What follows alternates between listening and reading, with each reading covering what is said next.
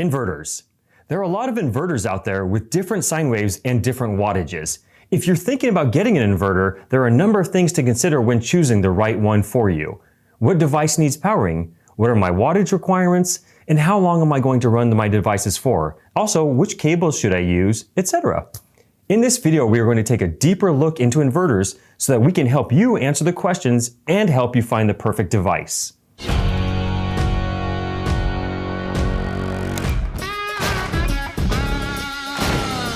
What is an inverter?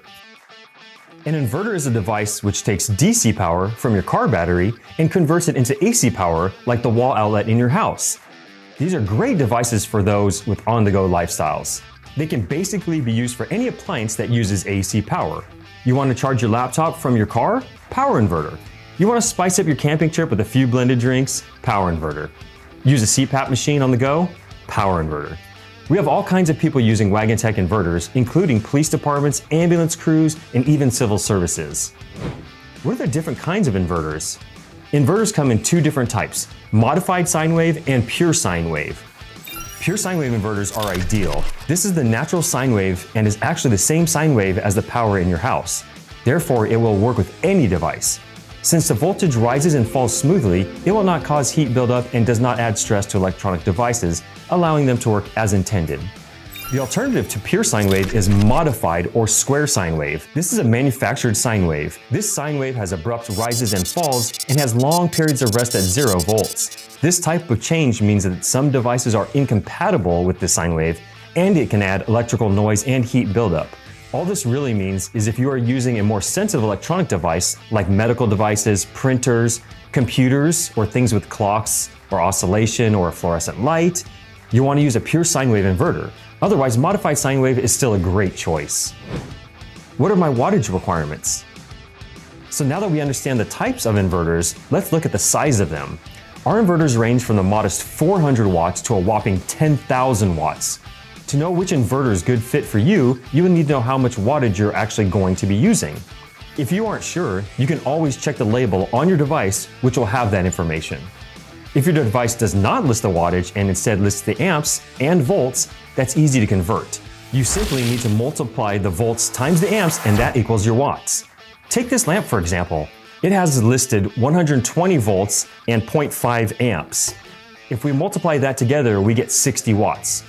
So now you know the wattage, but that's only for one device. If you plug in more than one device, you just simply add the wattages together. If I use this lamp at 60 watts, and this laptop at 50 watts, and this air purifier at 5 watts, that's a total of 115 watts. You may think, okay, well, I'll get a 115 watt inverter, but that's not quite right. If you have a 115 watt load and a 115 watt inverter, that's like driving your car at full speed at all times. It's going to be taxing on your car. Therefore, we recommend a 20% buffer for all inverters. So just add 20% to your required wattage and you'll get the appropriate sized inverter. How long are you running it for? Okay, so now you know which sine wave and which size inverter you need. It's important to remember that the inverter is only part of the equation when it comes to the power ecosystem. Whatever you power with your inverter is going to be doing a lot of work, and depending on the power requirements, it's going to determine how long your device will run for. The benefit of choosing a Wagan Tech inverter is that all of our inverters have unlimited runtime. As long as there is a source of power, the inverter can run. Wagan Tech also features true rated power. Whenever you see our inverters, you can rest assured that they are tested at full load and will sustain that continuous load for at least 24 hours. Other inverters can start at full load, but will drop as much as 25% over time.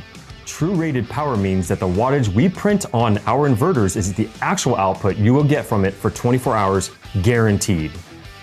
Now knowing the inverter will sustain its load, understanding your battery bank size will determine how long it will run for.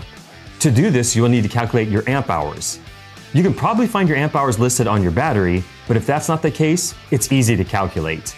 Let's start by finding its watt hours. Watt hours are found by multiplying the wattage by the number of hours.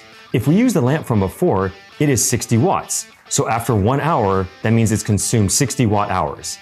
Amp hours are found by dividing the volts of the battery by the watt hours. Most batteries are 12 volt, so 60 watt hours divided by 12 volts equals 5 amp hours. If I want to run the device for 10 hours, I will need a battery with 50 amp hours. At this point, we know which sine wave to use, which size inverter, the wattage requirements, and the amp hours, and how long the device will run for. The only thing left is connecting the device to the battery. When you connect your inverter, you need to make sure that the cables running the current are the correct size. Now, in terms of an inverter, the cables are like the pipe, the electricity is like the water. If you're using too small of a cable, that current is going to be flowing way too fast through it, which is going to cause excessive heat buildup and possibly damage your inverter. To get the ideal cable gauge, Wagan Tech has provided a helpful chart which you can reference to select the correct cables. The link will be in the description. You can also utilize multiple cables to share the electrical load and make sure that not one cable is being overtaxed.